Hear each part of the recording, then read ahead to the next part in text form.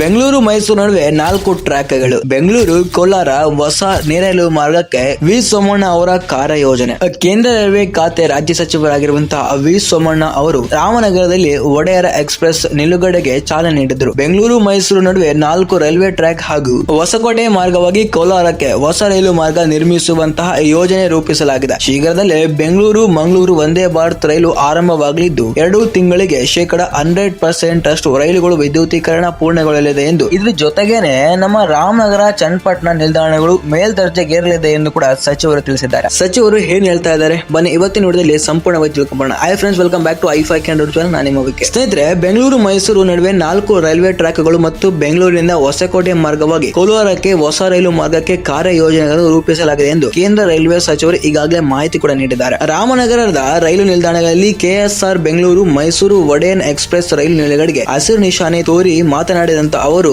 ಬೆಂಗಳೂರಿನ ಪಕ್ಕದ ಜಿಲ್ಲೆಯಾದ ಕೋಲಾರಕ್ಕೆ ನೇರ ರೈಲು ಮಾರ್ಗವಿರಲಿಲ್ಲ. ಹೊಸಕೋಟೆ ಕೋಲಾರ ಮಾರ್ಗವಾಗಿ 43 ಕಿಲೋಮೀಟರ್ ಮಾರ್ಗ ರೈಲ್ವೆ ಮೂಲಕ ಮಾರ್ಗದ ಅಭಿವೃದ್ಧಿಗೆ ಕಾರ್ಯಯೋಜನೆ ರೂಪಿಸಲಾಗಿದೆ. ಇದರಂತೆ ದೇಶದ 1600ಕ್ಕೂ ಹೆಚ್ಚು ರೈಲು ನಿಲ್ದಾಣ ಮಾರ್ಗವನ್ನು ಅಭಿವೃದ್ಧಿಪಡಿಸಲಾಗುವುದು. ಬೆಂಗಳೂರು ಮೈಸೂರು ರೈಲು ಮಾರ್ಗಗಳನ್ನು 4 ಪಥದ ರೈಲು ಮಾರ್ಗಗಳಾಗಿ ಅಭಿವೃದ್ಧಿ ಮಾಡಲಾಗುವುದು ಎಂದು ಕೂಡ ಅವರು ಈ ಮೂಲಕ ತಿಳಿಸಿದ್ದಾರೆ. ಇನ್ನೆರಡು ತಿಂಗಳಲ್ಲಿ 100% ರೈಲುಗಳು ವಿದ್ಯುದೀಕರಣ, ಪ್ರಸ್ತುತ 97% ಈಗಾಗಲೇ ಕಂಪ್ಲೀಟ್ ಆಗಿದೆ. ಇನ್ನೇನು 2 ತಿಂಗಳಲ್ಲಿ ನಾವು 100% ಕಂಪ್ಲೀಟ್ ಮಾಡಿದ್ಮೇಲೆ ಮಾಡ್ತೀವಿ ಅಂತ ಸಚಿವರು ತಿಳಿಸಿದ್ದಾರೆ. ರೈಲ್ವೆ ಸುರಕ್ಷತೆ ಅನ್ವಯದಲ್ಲಿ 1,13,000 ಕೋಟಿ ರೂಪಾಯಿಗಳ ಮೀಸಲಿಡಲಾಗಿದೆ. ಕಳೆದ 11 ವರ್ಷಗಳಲ್ಲಿ 43,000 ಕೋಟಿ ರೂಪಾಯಿಗಳು ಹಾಗೂ ರೈಲ್ವೆ ಅಭಿವೃದ್ಧಿಗೆ ಖರ್ಚು ಮಾಡಲಾಗಿದೆ ಎಂದರು. ಇದರಿಂದ ಸಾವಿರಾರು ಜನರಿಗೆ ಅನುಕೂಲ ಆಗಿದೆ. ಸ್ನೇಹಿತರೆ, ರಾಮನಗರದಲ್ಲಿ ಬೆಂಗಳೂರು ಮೈಸೂರು ಒಡೆಯನ್ ಎಕ್ಸ್ಪ್ರೆಸ್ ನಿಲುಗಡೆ. ಬೆಂಗಳೂರು ಗ್ರಾಮಾಂತರ ಕ್ಷೇತ್ರ ಸಂಸದ ಡಾಕ್ಟರ್ ಸಿ.ಎನ್. ಮಂಜುನಾಥ ಕರುಣೆ ಭೂತರು ಈ ನಿಲುಗಡೆಯಿಂದಾಗಿ ಜಿಲ್ಲೆಯ ಸಾವಿರಾರು ಜನರಿಗೆ ಅನುಕೂಲ ಆಗಲಿದೆ. ಬೆಳೆಯುತ್ತಿರುವಂತಹ ಬೆಂಗಳೂರು ಸುತ್ತಮುತ್ತಲಿನ ಪ್ರದೇಶಗಳಾದ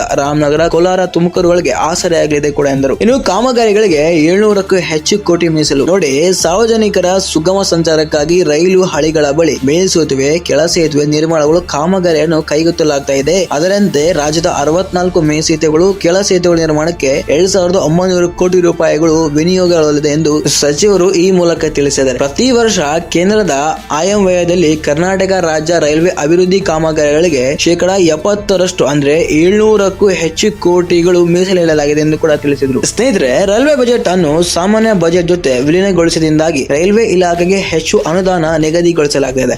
ಕಳೆದ 30-40 ವರ್ಷಗಳಿಂದ ನೆನೆಗುದ್ದಿಗೆ ಬಿದ್ದಿದ್ದ ಹಲವಾರು ರೈಲ್ವೆ ಹಳಿಗಳನ್ನು ಅಭಿವೃದ್ಧಿಪಡಿಸಲಾಗ್ತಾ ಇದೆ ಕೂಡ ಎಂದು ಈ ಮೂಲಕ ತಿಳಿಸಿದ್ದಾರೆ. ಬೆಂಗಳೂರು ರಾಮನಗರ ಒಂದೇ ನಾಣ್ಯದ 2 ಮುಖಗಳಿದ್ದಂತೆ. ರಾಮನಗರ ರೈಲ್ವೆ ನಿಲ್ದಾಣವನ್ನು 11 ಕೋಟಿ ರೂಪಾಯಿ ಮೊತ್ತದಲ್ಲಿ, ಚನ್ನಪಟ್ಟಣ ರೈಲ್ವೆ ನಿಲ್ದಾಣವನ್ನು 12 ಕೋಟಿ ರೂಪಾಯಿ ಮೊತ್ತದಲ್ಲಿ ಮೇಲ್ದರ್ಜೆಗೇರಿಸಲಾಗುವುದು ಹಾಗೂ ಬಿಡದಿ ರೈಲ್ವೆ ನಿಲ್ದಾಣವನ್ನು ಟೊಯೋಟಾ ಅವರ ಸಹಕಾರದೊಂದಿಗೆ ಮೇಲ್ದರ್ಜೆಗೇರಿಸಲಾಗುವುದು. ಈ ರೈಲು ನಿಲ್ದಾಣಗಳು ಎಸ್ಕಲೇಟರ್, ಲಿಫ್ಟ್ ಸೇರಿದಂತೆ ಹಲವು ಸೌಕರ್ಯಗಳಿಂದ ಕೂಡುತ್ತವೆ ಎಂದು ಸಚಿವರು ಈ ಮೀಟಿಂಗ್ ಅಲ್ಲಿ ಮತ್ತು ಈ ಸಮಾರಂಭದಲ್ಲಿ ಹೇಳಿಕೊಂಡಿದ್ದಾರೆ. ಈ ಸಚಿವರ ಈ ಹೇಳಿಕೆ ನಿಮಗೆ ಅನಿಸ್ತಾ ಇದೆ? ತಪ್ಪದೆ ಕಮೆಂಟ್ ಮಾಡಿ ತಿಳಿಸಿ. ಇದೇ ತರ ಅಪ್ಡೇಟ್ ಹಾಗೂ ರೈಲ್ವೆ ಇನ್ಫಾರ್ಮೇಶನ್ ಗಾಗಿ ಐ5 ಕನ್ನಡ ಚಾನಲ್ ಸಬ್ಸ್ಕ್ರೈಬ್ ಆಗೋದನ್ನು ಮಾತ್ರ ಮರಿಬೇಡಿ. ಮತ್ತೆ ಸಿಗೋಣ ಮುಂದಿನ ವಿಡಿಯೋದಲ್ಲಿ. ಧನ್ಯವಾದಗಳು.